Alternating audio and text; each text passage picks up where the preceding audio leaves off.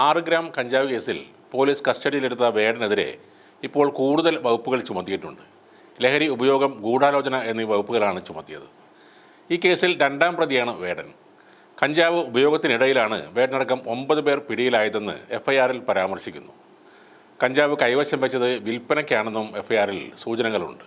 എന്നാൽ പുലിപ്പല്ല് കേസിൽ വനം വകുപ്പിൻ്റെ അറസ്റ്റിലായ വേടനെ ഇന്ന് പെരുമ്പാവൂർ കോടതിയിൽ ഹാജരാക്കും.